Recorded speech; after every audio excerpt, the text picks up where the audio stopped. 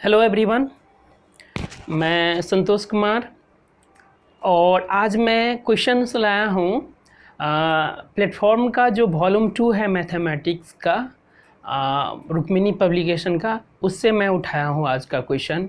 और वो आज क्वेश्चन नंबर 73 से 91 के बीच का क्वेश्चन है और जो बहुत ईजी है उसे मैंने छोड़ दिया है। ठीक है, तो और आज का क्वेश्चन है ग्रुप डी 1/10/2008 का पूछा हुआ है। ठीक है, तो चलते हैं क्वेश्चन पे।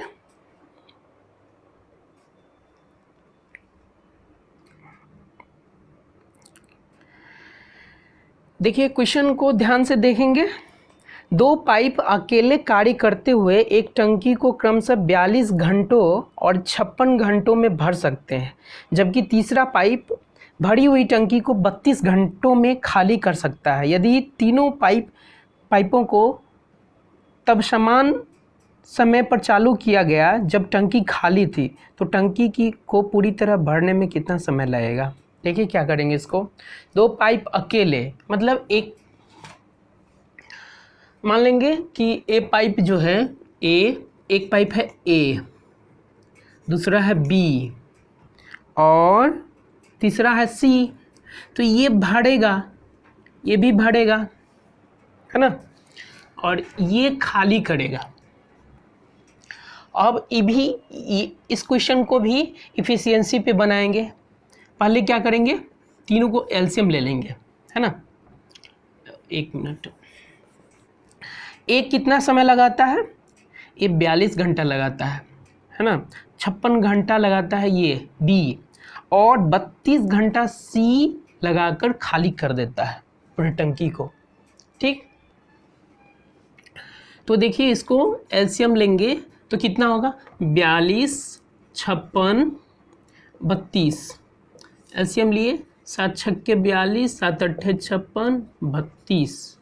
फिर 2 से लेंगे, 3 दूनी 6, 4 दूनी 8, 16 दूनी 32 और 4 3 1 6 चौका 16। चलिए ठीक है। अब देखिए कितना आ जाएगा, 7 दूनी 14, 14 चौका 56, 4 12, 12 चौक 72, 7 और 5 से 7 67, यानी कि 672 यूनिट भरना पड़ेगा हमें।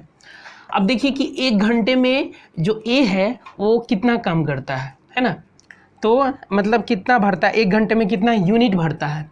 तो 42 है, 7 छक्के 42, 3 दूनी 6, 4 चौका 16, यानी कि 16 यूनिट। एक घंटे में बी 16 यूनिट भरेगा, और बी जो है 56, 7 अट्ठे 56 या 4 12 यूनिट भरेगा, है ना। 32 8 चौक 32, 7 21 यूनिट। देखिए इसमें क्या किए, एलसीएम ले लिए हैं, इतना यूनिट हमको भरना है। और ये जो है ए जो है 16 यूनिट एक घंटे में भरता है, बी जो है 12 यूनिट एक घंटे में भरता है, और सी जो है 21 यूनिट खाली कर देता है एक घंटे में। ठीक है, तो इसमें पूछा जा रहा है क्वेश्चन में, यदि तीनों पाइपों को तब समान समय पर चालू किया गया जब टंकी खाली थी। जब टंकी खाली था तो तीनों को चालू कर दिया गया। चालू कर दिया गया तो टंकी को पूरी तरह भरने में कितना समय लगेगा। देखिए पूरी तरह भरने में मतलब ये तो भरेगा, ये ऐड होगा, लेकिन ये माइनस कर देगा। तो 6 16 12 यानी कि 28 और 21 घटा देंगे 7, यानी कि जब तीनों को चालू कर देगा उस समय एक घंटे में 7 यूनिट भरेगा, है ना। तो 7 यूनिट एक घंटे में भरेगा, तो टोटल कितने घंटे लगेंगे, 7 9 63 4 7 6 46 घंटे लगेंगे। तो आंसर क्या दे रहा है, टंकी को पूरी तरह भरने में कितना समय लगेगा, 4 दिन 3 दिन 4 दिन 2 दिन, दिन में दे रहा है। हमको पता है कि एक दिन में 24 घंटे होता है कि नहीं, एक घंटे में 24 घंटे होता है। 24 घंटे से डिवाइड कर देंगे, 24 चौका 96, यानी कि 4 दिन नहीं होगा आंसर, इसका 4 दिन नहीं हो जाएगा। तो क्या हो जाएगा, इसका आंसर डी हो जाएगा। ओके, समझ में आ गया। चलते हैं नेक्स्ट क्वेश्चन पे।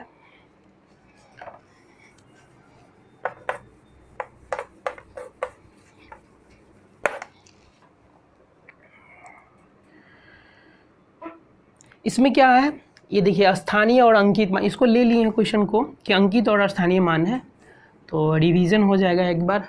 32, 37, 28, 45, 6 है ना। इसका बोल रहा है अंकित मान निकालने के लिए अंकित मान और स्थानीय मान का योग, स्थानीय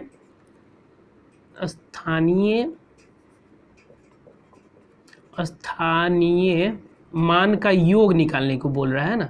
तो अंकित मान क्या होता है, जो एग्जैक्ट होता है वैल्यू, जो वैल्यू जिसका पूछा जा रहा है वो एग्जैक्ट हो जाएगा अंकित मान। स्थानीय मान का क्या होता है, उसके बाद कितना शून्य है, वो अंक लिख करके और उसके बाद कितना शून्य है उसको लिख देंगे, 1 2 3 4 5 है ना। तो अब इसका योग बोला जा रहा है, कितना होगा, योग की गणना कीजिए, तो वही 1 2 3 4 7 है ना, इतना हो जाएगा ये। ठीक है, नेक्स्ट पे चलते हैं।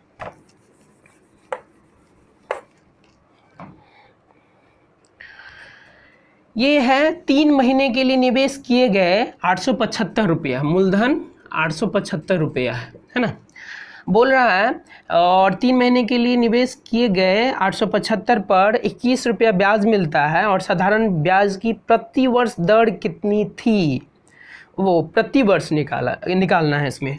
तो इसमें क्या है, इसमें आपका 3 महीने का है, 3 महीने का 21 रुपया, 3 महीने का 21 रुपया।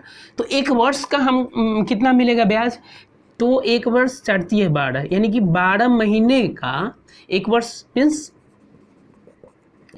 12 महीने, तो 21 चौका 84 रुपया। एक वर्ष में ब्याज कितना मिलेगा, 84 रुपया। तो बोल रहा है ब्याज परसेंटेज कितना होगा, तो कितना होगा 84/875 गुने 100 है ना। तो 5 से कटेगा 20 पंचे 100, 5 × 5, 5 7 35 50 25, फिर 5 × 15 50 25, 5 चौका 20, 7 5 35, 7 5 35 और 7 × 7 7 14 यानी 12 चौका 48/5 हो जाएगा इसका, है ना। काटेंगे तो 48/5, तो पन्ना इसको भी काट देंगे 9.6, पन्ना में 45, 5 6 30 है, यानी कि इसका आंसर आ जाएगा 9.6%। क्लियर, कोई दिक्कत नहीं है ना, इसका बी आंसर हो जाएगा। ठीक, नेक्स्ट पे चलते हैं।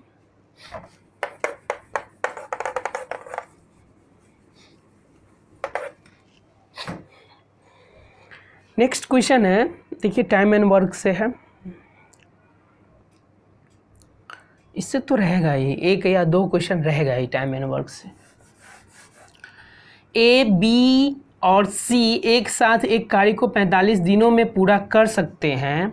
यदि ए और बी कार्य करते तो उन्हें कार्य करने में 54 दिन लगने थे, और यदि केवल बी और सी कार्य करते तो उन्हें कार्य पूरा करने में 45 दिन लगते। यदि बी ने अकेले कार्य किया तो उसे कार्य पूरा करने में कितने दिनों का समय लगा था। ठीक है, क्वेश्चन यही है। अब इसको बनाएंगे कैसे, जो बोल रहा है उसको लिखते जाएंगे। पहले ए, बी और सी एक साथ कार्य करता है 45 दिन में, ए प्लस बी प्लस सी 45 दिन में कार्य करता है। ठीक, और ए और बी, ए प्लस बी काम करता है 54 दिन में, है ना। और बी और सी 90 दिन में, बी और सी 90 दिन में कार्य करता है। इसको क्या करेंगे, इफिशियंसी से बनाएंगे, है ना, कितना यूनिट काम होगा उसको निकालेंगे। तो 45 54 90 कितना हो जाएगा, 9 × 5 45, 9 × 6 54, 9 × 2 90, फिर 5 1 6 5 दूनी 10, ठीक है ना। तो कितना हो जाएगा, 9 × 5 45, 45 6 दूनी 12, 1 मिनट, ये 2 से भी होगा, 3 दूनी 6 1, 5 दूनी 10, 90 9 30, 270 हो जाएगा इसका एलसीएम, है ना, 270 होगा। अब इसका इफिशियंसी निकालेंगे, ए बी सी मिल करके मतलब एक दिन में कितना काम करेगा। तो 45 यानी कि 3 दूनी 6 यूनिट काम करेगा। ठीक है, और ए और बी मिल करके कितना काम करेगा, ए और बी मिल करके 54, 9 छक्के 54, 5 यूनिट काम करेगा। फिर बी और सी मिल करके 3 यूनिट काम करेगा। इतना क्लियर हो गया। अब क्या करना है, क्वेश्चन पूछ रहा है बी ने अकेले कार्य किया तो उसे कार्य पूरा करने में कितने दिनों का समय लगा था, बी का पूछा जा रहा है ना, बी। तो इसमें एक कम ए और बी का वैल्यू पुट करते हैं 5, ए और बी का 5 है, ए और बी का 5 है, तो सी का वैल्यू कितना हो जाएगा, सी 1 हो जाएगा, सी का वैल्यू 1 हो जाएगा ना। सी का वैल्यू मतलब ए प्लस बी प्लस सी, यहाँ ए और बी का वैल्यू कितना है, 5 है, 5 है। तो ए प्लस बी प्लस सी का वैल्यू कितना, 6 है, तो एक नहीं हो जाएगा, सी का 1 हो जाएगा। अब इसमें पुट कर देंगे वैल्यू, इसमें पुट करेंगे मतलब सी का वैल्यू 1 है और टोटल का 3 है, तो बी कितना हो जाएगा, 2 प्लस 1 इक्वल टू 3, यानी कि बी का इफिशियंसी मेरा निकल गया, कितना निकला, बी का 2 इफिशियंसी निकल गया। अब बोल रहा है कि बी जो है पूरे काम को कितने दिनों में करेगा, 270/2, 1 3 दूनी 6 5 दूनी 10, 135 दिन में करेगा। इतना क्लियर हो गया। बी ने अकेले कार्य किया तो उससे कार्य पूरा करने में कितने दिनों का समय लगा था, तो बी ने अकेले यदि काम किया तो उसको 135 दिनों में कार्य करेगा। तो इसका आंसर हो जाएगा 135, डी हो जाएगा इसका आंसर, क्या होगा, डी। ठीक है, तो फिर नेक्स्ट पे चलते हैं। नेक्स्ट क्या है क्वेश्चन,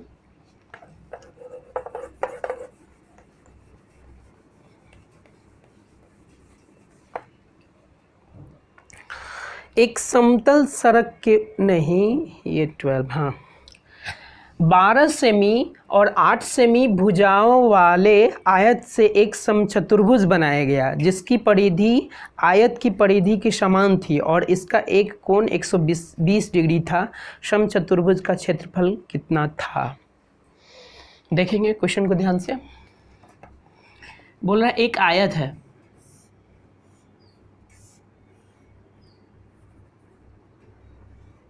एक आयत है और उसका लंबाई दिया हुआ है, लेंथ 12 और 8, ठीक है।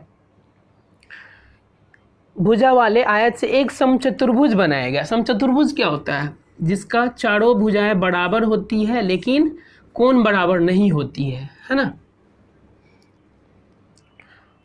समचतुर्भुज बनाया जिसकी परिधि इसके परिधि के बराबर है, दोनों का परिधि बराबर है ना। और इसका एक कोण 120 डिग्री है, मान लीजिए एक कोण 120 डिग्री दिया हुआ है। तो अब चलेंगे बनाएंगे इस क्वेश्चन को। तो हमें पता है कि क्वेश्चन से आयत का परिमाप बराबर समचतुर्भुज का परिमाप इतना होगा। तो आयत का परिमाप यानी कि 2 इंटू लेंथ प्लस ब्रेथ इतना हो जाएगा 8 + 12। और इसका क्या होता है, समचतुर्भुज का परिमाप भुजा गुने 4 गुने भुजा, भुजा मान लिए भुजा ए मान लेंगे, ठीक, भुजा ए है तो 4 गुने ए, इतना समझ में आ गया। अब इसको इधर करते हैं, 4A इक्वल टू 12 8 मतलब 12 8 20, 20 दूनी 40, 40, तो ए का वैल्यू कितना हो जाएगा 40/4 यानी कि 10, यानी कि भुजा निकल गया। भुजा कितना निकल गया, 10 निकल गया भुजा, इसका भुजा 10 निकल गया, ठीक। इतना तो हो गया। अब बोल रहा है इसका एक कोण 120 डिग्री है, तो समचतुर्भुज का क्षेत्रफल क्या होता है, समचतुर्भुज का क्षेत्रफल निकालना है। तो समचतुर्भुज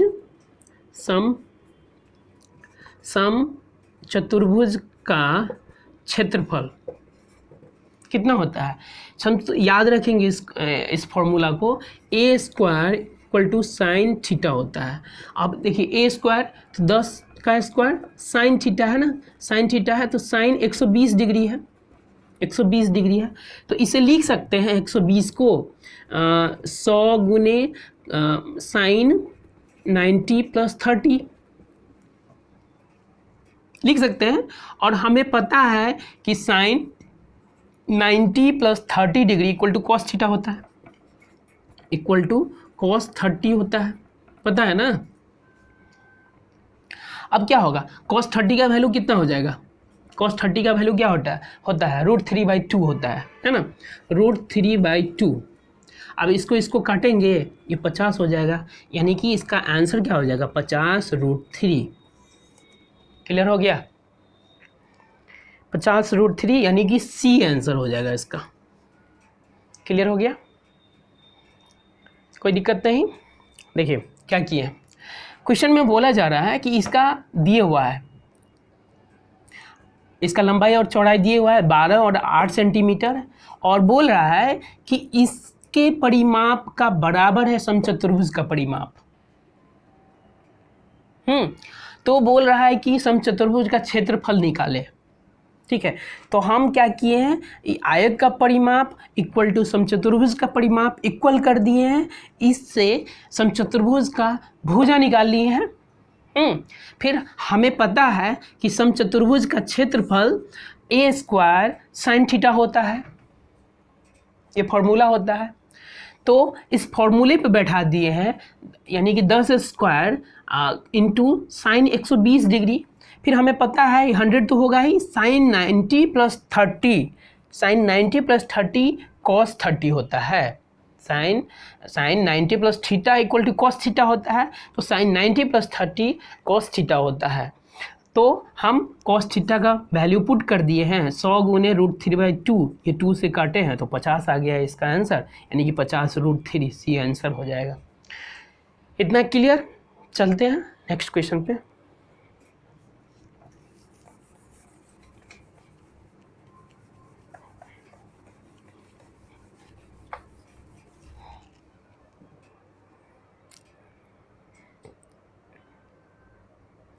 ये ट्रिगोनोमेट्री का है, ये देखिए त्रिकोणमिति का है। एक समतल सड़क के ऊपर, ठीक है, एक समतल सड़क के ऊपर एक हवाई जहाज से सड़क पर समान दिशा में स्थित दो बिंदुओं के अवनवन कोण क्रमशः 45 डिग्री और 30 डिग्री है।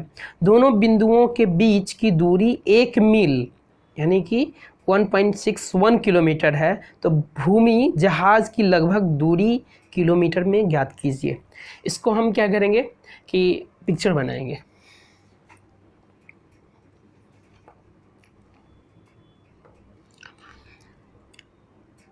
क्या है, एक समतल सड़क के ऊपर, ठीक है, ये सड़क है, ये मान लीजिए सड़क है, इसके ऊपर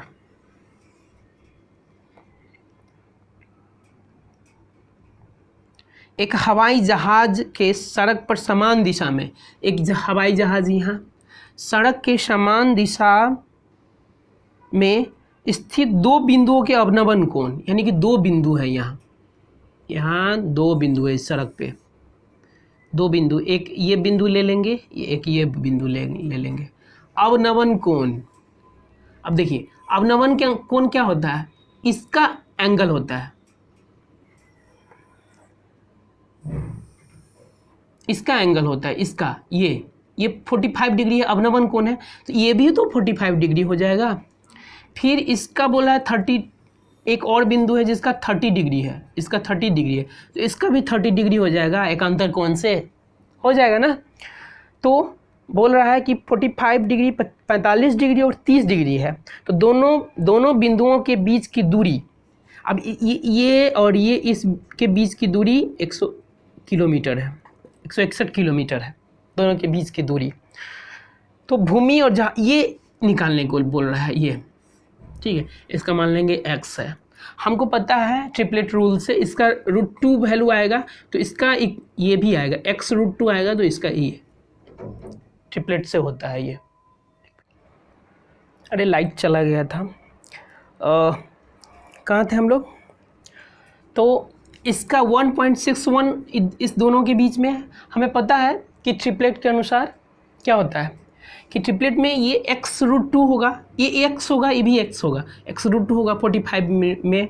तो इस तरह से हम इसको बैठा दिए। अब इसको हम बैठा देंगे ऐसे 10 30 इक्वल टू, है ना, 10 30 इक्वल टू क्या हो जाएगा, लंब बटे आधार होता है ना, लंब बटे आधार। तो लंब कितना है, लंब x है, आधार कितना है, ये है आधार 30 डिग्री में लिए हैं, तो यहाँ से यहाँ तक के बीच की दूरी यानी कि 1.61 प्लस x हो जाएगा।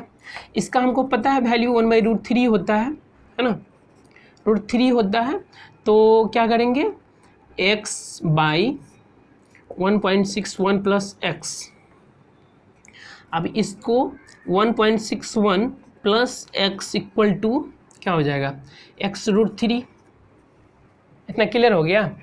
अब देखिए कि इसको 1.61 इक्वल टू ये x कॉमन ले लिए, √3 - 1 हो गया, है ना। अब हमको पता है कि √3 इक्वल टू क्या होता है, 1.732 होता है ना।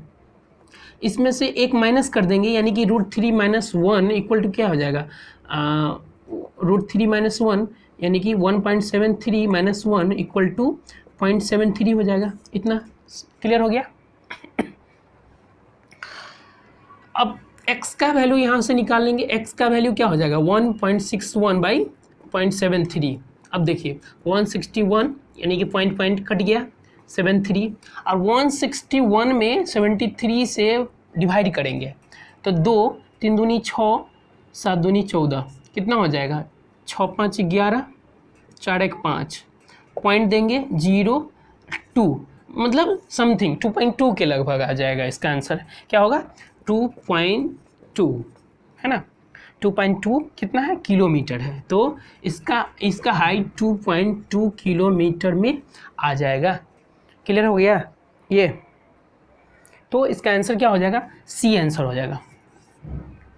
क्लियर, समझ में आ गया ना। पहले क्या किए हैं 45 डिग्री 45 डिग्री में क्या किए हैं, ट्रिपलेट रूल लगा दिए हैं, ठीक है। इसके बाद 30 डिग्री में ये थोड़ा परेशानी हो जाता है ट्रिपलेट में, इसीलिए हम क्या किए हैं, इसे निकाल दिए, है ना। तो इसे निकाल दिए हैं, इसका वैल्यू आ गया है। तो चलते हैं नेक्स्ट क्वेश्चन पे।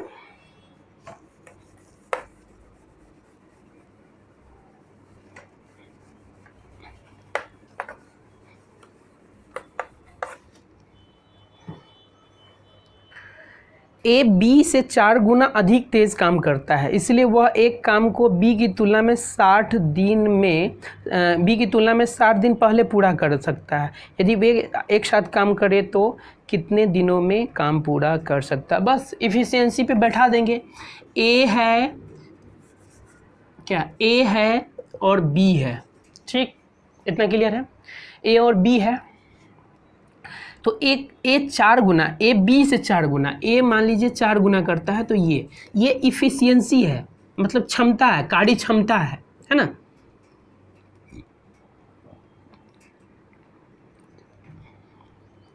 तो टाइम कितना लगाएगा, यदि ए मान लीजिए एक दिन में 4 यूनिट करता है तो कम समय लगाएगा ना, तो इसका इफ़िशियंसी क्या हो जाता है, टाइम का मतलब उल्टा हो जाता है ना। तो एक इन्वर्सली प्रोपोर्शनल, एक चार हो गया, है ना। क्लियर हो गया। अब बोल रहा है कि इसलिए वह एक काम को बी की तुलना में 60 दिन पहले, आप देखिए 60 दिन पहले मतलब इसका वैल्यू 3 है, तो ये बोल रहा है क्वेश्चन से कि 60 यानी कि 60 दिन पहले यानी कि 3 दिन पहले यानी कि 60 दिन पहले कर लेता है ए, है ना।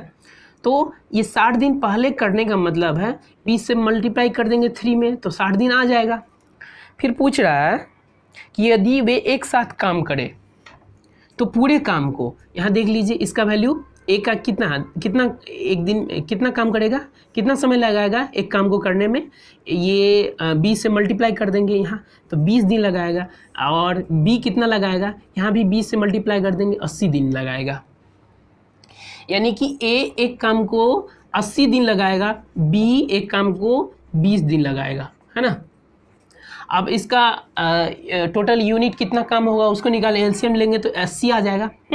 टोटल काम 80 होगा, है ना। तो बोल रहा है कि बी है, यदि दोनों यानी कि कुल काम 80 है, कुल काम कितना है 80 है। क्लियर हो गया ना यहाँ से कैसे किए हैं। इसका क्या किए हैं, इफिशियंसी से ये हो गया है, इसको टाइम से निकाल दिया है। टाइम से निकाले हैं तो क्या बोला जा रहा है कि 60 दिन पहले काम कर लेते हैं, यानी कि 3 दिन पहले काम कर लेता है ना। ये 1 दिन में कर लेता है लेकिन ये 4 दिन लगाता है, मीन्स 3 दिन पहले काम कर लिया ए, यानी कि 3 दिन मतलब 60 दिन पहले कर लिया। तो 3 में 20 से मल्टीप्लाई किए तो 60 दिन पहले कर लिया। इसी तरह एक कितना दिन में काम किया, तो इस तरह से इसमें 3 में मल्टीप्लाई किए 20 से, तो 1 में भी मल्टीप्लाई कर दिए, यानी कि 20 दिन में काम कर लेता है। इसी तरह बी का भी निकाल देंगे कि ये 4 दिन में काम कर लेता है, मतलब नहीं 4 यूनिट मतलब 80 दिन में काम कर लेता है। ये इतना क्लियर हो गया ना कि ना 80 दिन में काम करता है। तो इस तरह से हम क्या करते थे एफिशिएंसी में, इसका एलसीएम ले लेते थे और जो एलसीएम आता था वही यूनिट कहलाता था कि इतना यूनिट काम होना ज़रूरी है पूरे काम समाप्त होने के लिए। इस तरह से हमारा तो एफिशिएंसी निकाले हुए हैं, तो दोनों मिल करके कितना करेगा, मतलब टोटल यूनिट काम जो है उसमें 1 दिन में कितना यूनिट काम करेगा और a + b उसको हम डिवाइड कर देंगे तो क्या आ जाएगा 16, है ना। यानी कि ये काम करेगा आपका कितने दिन में, 16 दिन में पूरा काम करेगा। क्लियर हो गया, क्लियर। चलते हैं नेक्स्ट पे।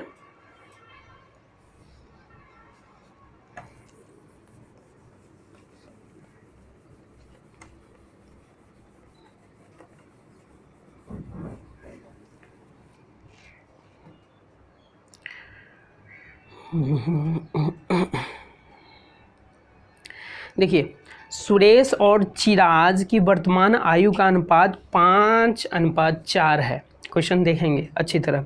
सुरेश और चिराज की वर्तमान आयु का अनुपात 5:4 है। अब से 3 साल बाद उनकी आयु का अनुपात 11:9 हो जाएगा। चिराज की वर्तमान आयु क्या है। देखिए ये आसान है, देखिए कैसे बनाएंगे। बोल रहा है सुरेश और चिराज की वर्तमान आयु, तो सुरेश का मान लेंगे 5x है और चिराज का 4x है, 5x और 4x, ठीक। तो क्वेश्चन क्या पूछ रहा है उसके अनुसार बैठा देंगे 3 वर्ष बाद, यानी कि 3 तो ऐड हो जाएगा, 3 वर्ष बाद बोल रहा है तो 3 साल बाद तो 3 वर्ष ऐड हो जाएगा, इक्वल टू कितना हो जाएगा, रेशियो इसका 11/9। तो इसको निकालेंगे, 9 × 5 = 45 x plus 9 × 3 = 27 equal to 11 × 4 = 44 x plus 11 × 3 = 33, इतना हो जाएगा। क्लियर हो गया। अब इसको घटा देंगे, इसमें इधर आएगा तो घट जाएगा ना, तो x का एक x इक्वल टू क्या हो जाएगा, इधर जाएगा तो घट जाएगा, यानी कि 6, है ना। x इक्वल टू x का वैल्यू 6 आ गया, है ना, 6 आ गया। तो पूछ रहा है किसका उम्र, यानी कि चिराज का उम्र क्या होगा। तो चिराज का यही माने थे ना, तो इसमें क्या कर देंगे 4 × x का वैल्यू जो है 6 पुट कर देंगे, यानी कि 24 वर्ष हो जाएगा, है ना, 24 वर्ष हो जाएगा आंसर इसका। तो आंसर क्या होगा, सी आंसर हो जाएगा इसका। क्लियर, कोई दिक्कत नहीं। फिर चलते हैं नेक्स्ट पे।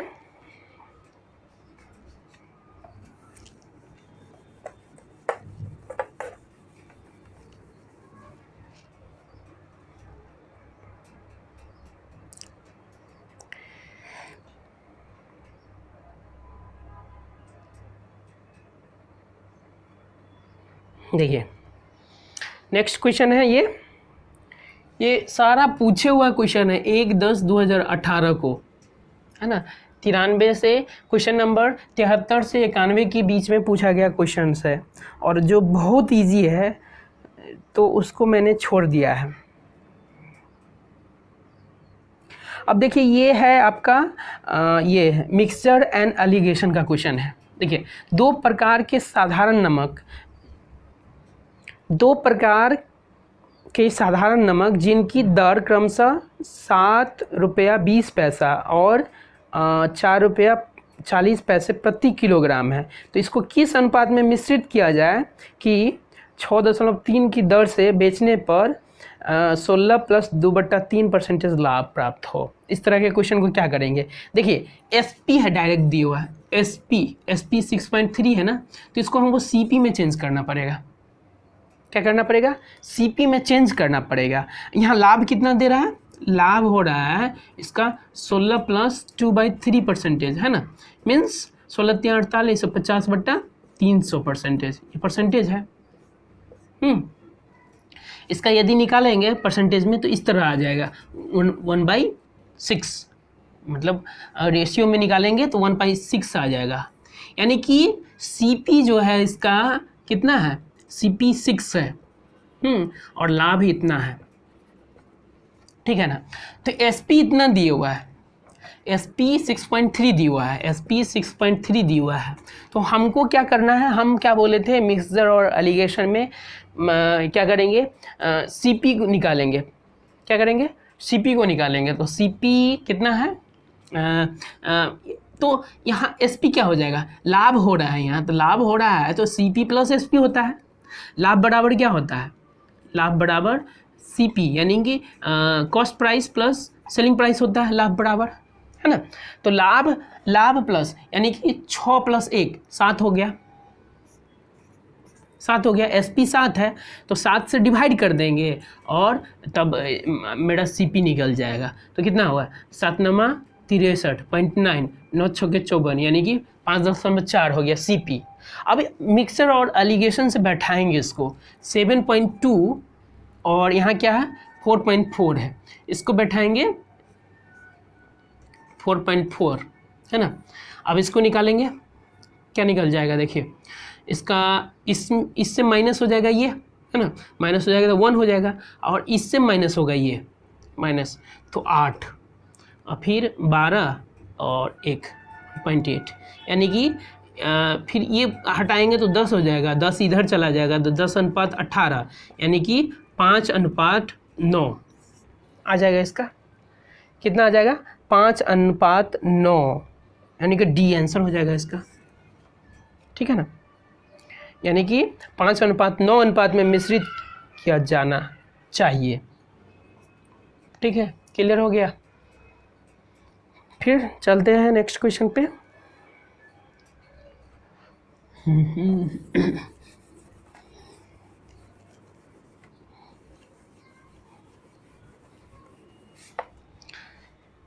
ये कंटिन्यू चलेगा, ये क्लास एकदम कंटिन्यू चलेगा जब तक एग्ज़ाम नहीं होगा तब तक, इसलिए आप लोग देखा कीजिएगा क्लास को, बहुत फ़ायदा होने वाला है।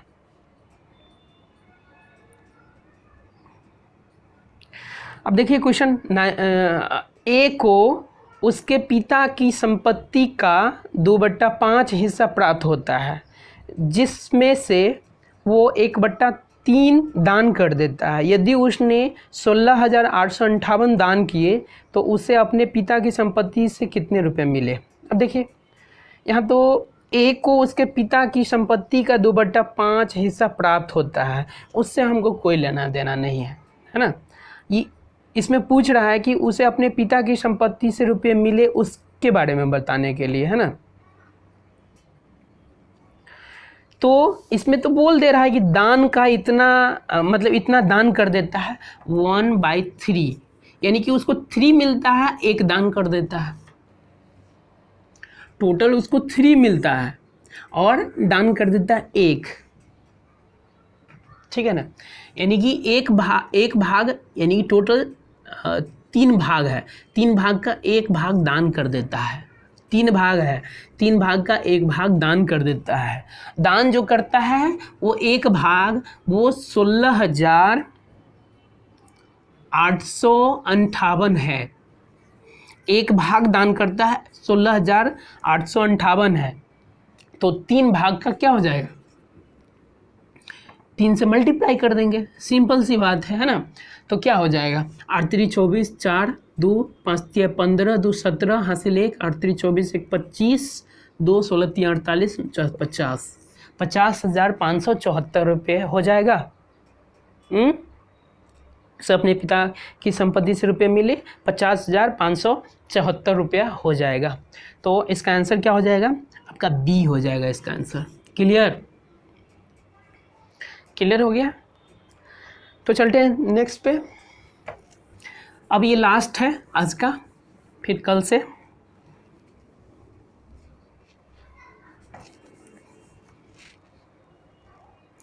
देखिए क्वेश्चन को ध्यान से देखेंगे।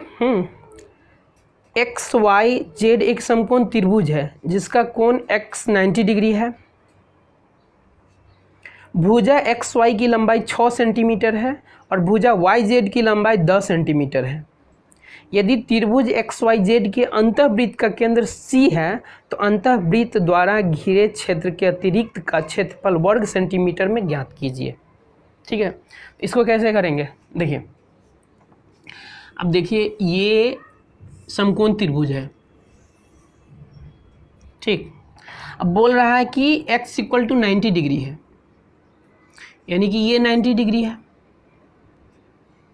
तो भुजा एक्स वाई की लंबाई 6 और वाई जेड, वाई और जेड, ये एक्स वाई और जेड ये ले लिए, ये 10 है, एक्स वाई जेड, ठीक है ना।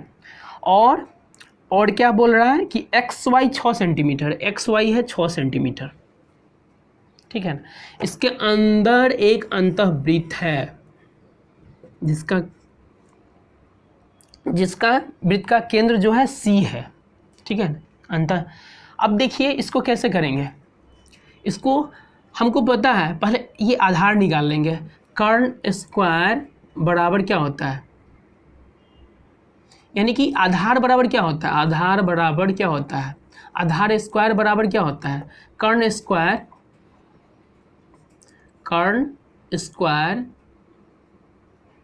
स्क्वायर माइनस लंब स्क्वायर, पता है ना, इक्वल टू कर्ण कितना है 100 माइनस ये 6 36, यानी कि कितना हो जाएगा 64। तो आधार बराबर क्या हो जाएगा, इसका रूट अंडर हो जाएगा, है ना, 64 का रूट अंडर यानी कि 8 हो जाएगा, ये 8 वैल्यू हो जाएगा। क्लियर हो गया। अब देखिए कि अंतःवृत्त द्वारा घिरे क्षेत्र के अतिरिक्त का क्षेत्रफल, यानी कि ये घिरा क्षेत्र है ना अंतःवृत्त के द्वारा, इसके अतिरिक्त का क्षेत्रफल निकालने को बोल रहा है। तो सिंपल सी बात है कि इसको हम निकालने के लिए पहले त्रिभुज का क्षेत्रफल निकालेंगे, पूरे का क्षेत्रफल निकालेंगे, उसके माइनस कर देंगे वृत्त का क्षेत्रफल, ठीक है ना, इतना क्लियर है। तो क्या करेंगे हम, पहले क्या करेंगे, इसका त्रिज्या निकालेंगे, इसका त्रिज्या क्या होगा। अब देखिए हमको पता है अंतः वृत्त की त्रिज्या बराबर क्या होता है, त्रिभुज का क्षेत्रफल, त्रिभुज का परिमाप,